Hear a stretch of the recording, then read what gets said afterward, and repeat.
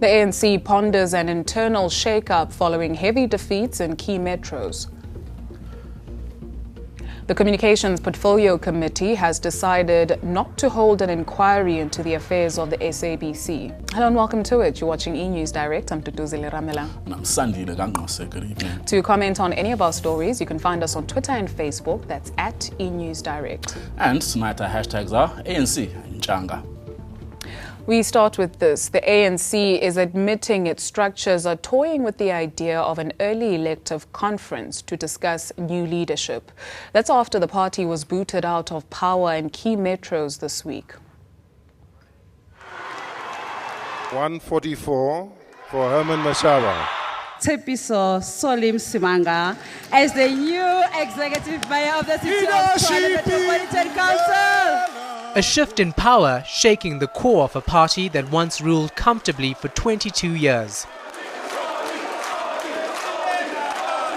The ANC Youth League wants change sooner rather than later. And the party's housekeeper is open to it, admitting it's being discussed all round. We should go, if we go to an early conference, it should be an early conference with an objective, clear, reflecting unity that is required for the ANC. And if we do that, the idea of an early conference is not a bad idea.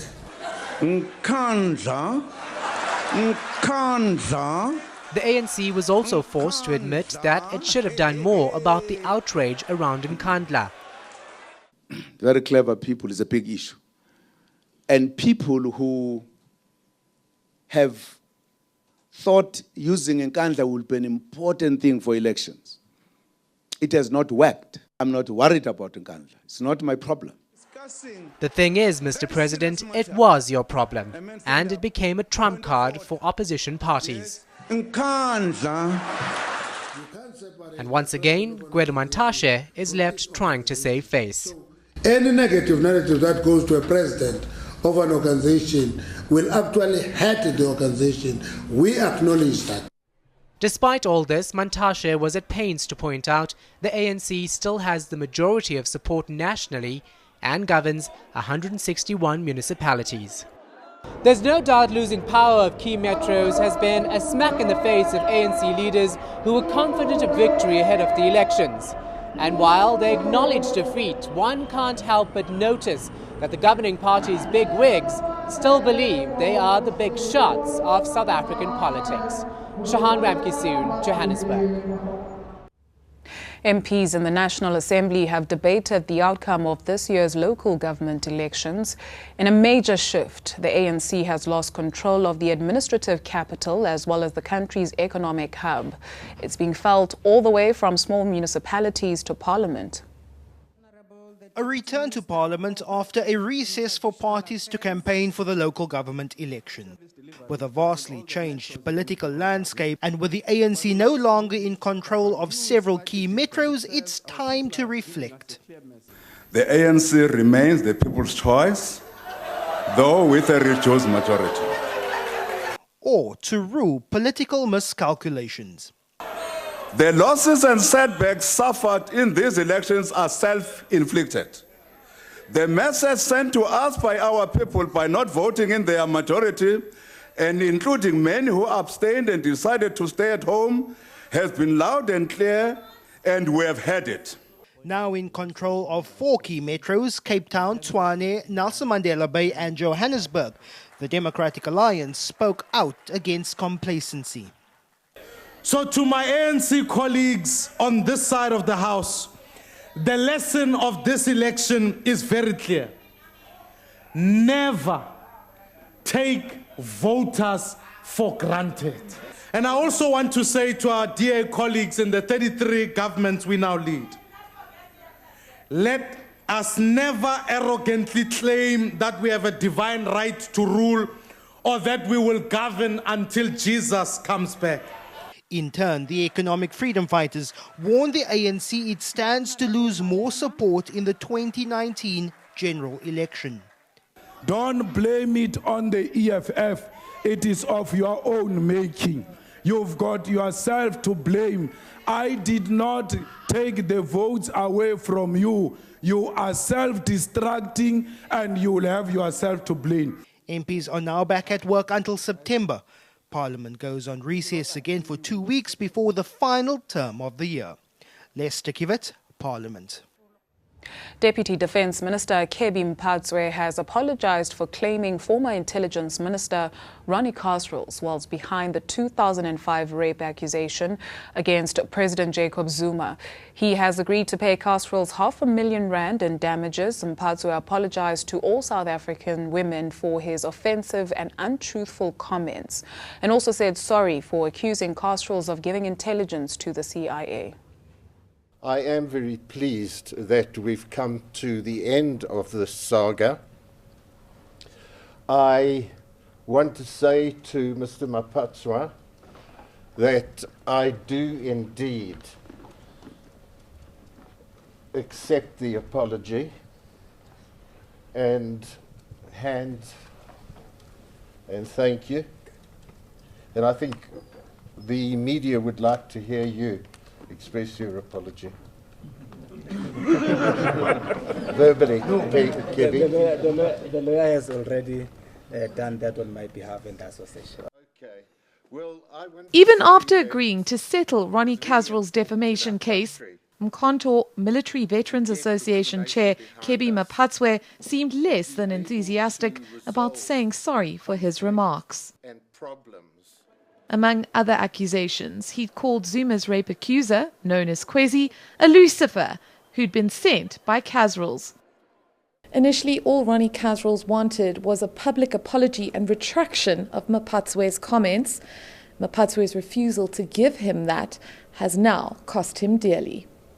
The defendants, jointly and severally, the one paying the other to be absolved, shall pay to the plaintiff a total amount of 500,000 rand. The money that is being paid out is going into a trust fund for the woman you know as Kwezi to help her with her education and to help her ailing mother whose house was burnt down in the wake of the case. And they deserve this, and I'm sure that the women of South Africa in particular will greatly appreciate it. The legal settlement means that Maphatsoe, who previously apologised for accusing Public Protector Thuli Madonsela of being a CIA spy, does not have to testify in his own defence.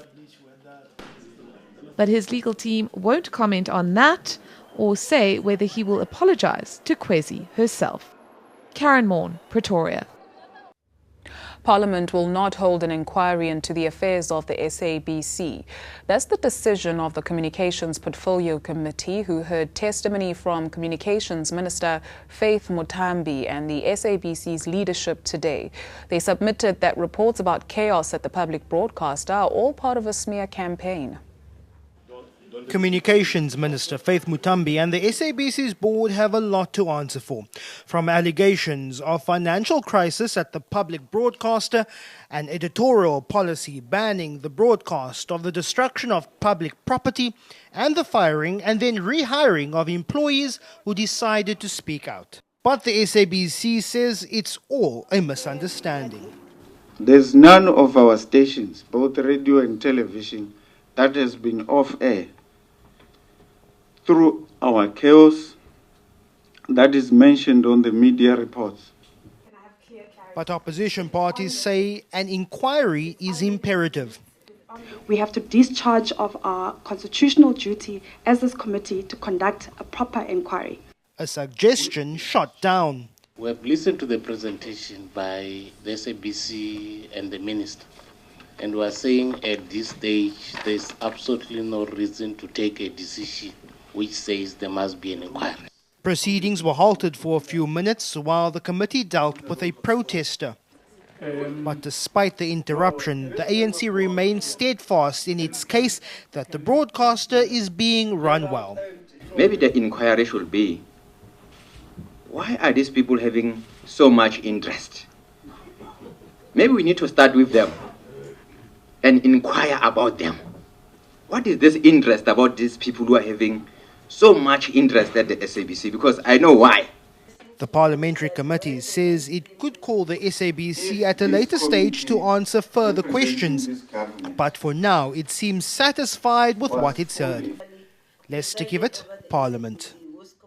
In international headlines, Turkey's vowed to completely cleanse Islamic State militants from its border region after a weekend suicide attack killed 54 people at a Kurdish wedding in the southeastern city of Gaziantep. In the latest military action, it's bombarded IS targets in northern Syria amid reports that Syrian rebels are to launch an offensive against the group. And the White House says it is confident about the legal basis of the Obama administration's transgender student bathroom guidelines. This after a federal judge granted a nationwide injunction against the guidelines, which state that affected students must be allowed to use bathrooms of their choice. The injunction follows a challenge to President Barack Obama's directive by 13 states. Meanwhile, Duduzi stepped in to give you all of your social media. I have indeed. Thank you so much, Sandile. The CEO of real estate chain Sotheby's International Realty is expected to appear in a Cape Town court this week. Jason Roda was arrested at his Randburg home in Johannesburg this morning. The 47-year-old is accused of murdering his wife. Susan Roda was found strangled to death at the Spear Wine Estate Hotel in Stellenbosch last month. We end with this. The ANC's Mzwandile Masina has been elected as mayor of the city of Ekurhuleni, while the party's Zandile Kumete has been elected new mayor of eThekwini municipality. Patricia Khumalo and Lekgoa Mapena have been elected as council speakers for Ekurhuleni and eThekwini respectively. Voting was delayed in Ekurhuleni as EFF and DA members demanded council members produce identification before being allowed to vote. If you've missed any of our stories, you can find us on Twitter and Facebook. That's at eNews Direct, or you can head on over to our website. That's eNCA.com/direct. We've got your business news as well as your weather details after this. Do stay with us. Money matters now. Wage negotiations between Telkom and the Communication Workers Union have collapsed. CWU is demanding an 11% salary hike, 6 months maternity leave, gain sharing, and a 3-year moratorium on retrenchments and outsourcing. It has called on its members to intensify the strike. Telkom claims that striking union members have resorted to acts of sabotaging its network. Let's see how the markets closed today.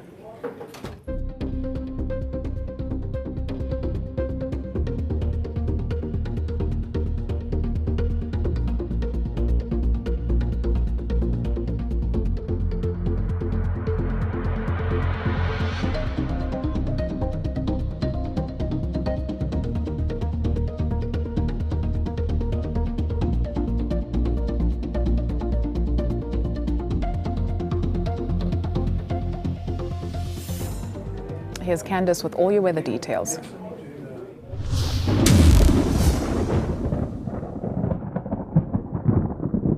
We saw most of the cloud over the northeastern parts on Tuesday, and we're still expecting some moisture there on Wednesday, with a mostly sunny day and some morning fog for Gauteng. Partly cloudy over parts of Limpopo, but with a sunny and warmer day expected for the majority of South Africa. You'll see a recovery in those maximums for KwaZulu-Natal, with fine and dry weather and highs in the middle and upper 20s, 26 for Pietermaritzburg and Richards Bay. Sunny throughout the Eastern Cape, 27 for Mthatha and Port St. John's, 21 for Port Elizabeth, with a cold start to the day over the interior.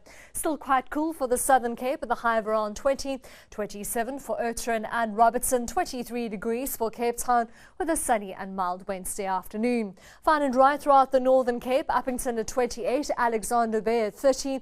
Still cold in the morning for Sutherland at -4 degrees. Sunny and mild for the Free State on Wednesday afternoon.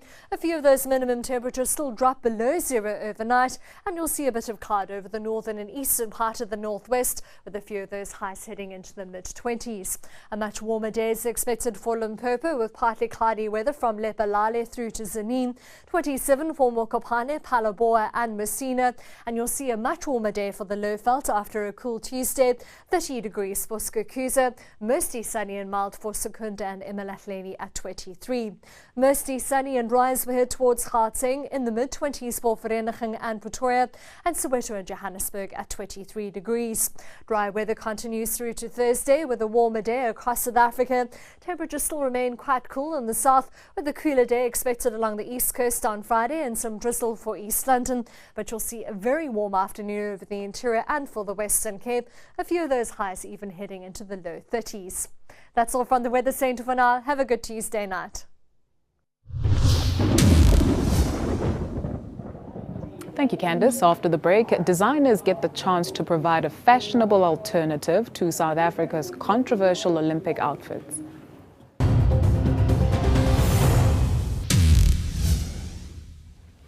Welcome back. Team South Africa's controversial tracksuits were back on display as the athletes touched down on home soil this morning. Yep, and despite some international praise, the Chinese-made garments didn't go down well with South Africans.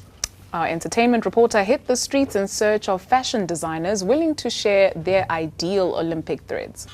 So it seems the 90s-style parachute tracksuits were a big miss. And South Africans were not having it, including Mr. Maphatsoe himself. When I show you this track pants, what are you thinking? Oh, Baba. We've seen better tracksuits in school uniforms. It's very loose and it's not very fitting. So how exactly do we swag it up? First up, African Fashion International fast-track young designer Buddha Malete. This is a simple baseball jacket with just ribbing right here and ribbing at the cuff and ribbing at the waist, just to give you that more modern feel with something structured in. So what I would do is just play with the geometrics of the flag, just to add an edge. The tracksuits are yellow, they're green, the ribbing is yellow, and these little triangles here are blue, red, white, and yellow, yeah.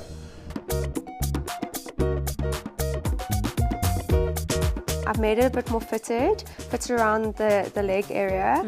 I've done a bit of bringing in the South African flag colours in like piping or thin stripes, and then like a plain black tracksuit, which is also very slimming. Send us some of your ideas via social media. So come 2020, we won't look back and think, what were we thinking?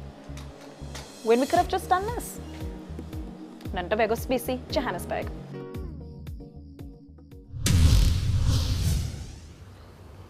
A reminder of the day's top stories before we say goodbye. The ANC ponders an internal shake-up following heavy defeats in key metros. The Communications Portfolio Committee has decided not to hold an inquiry into the affairs of the SABC.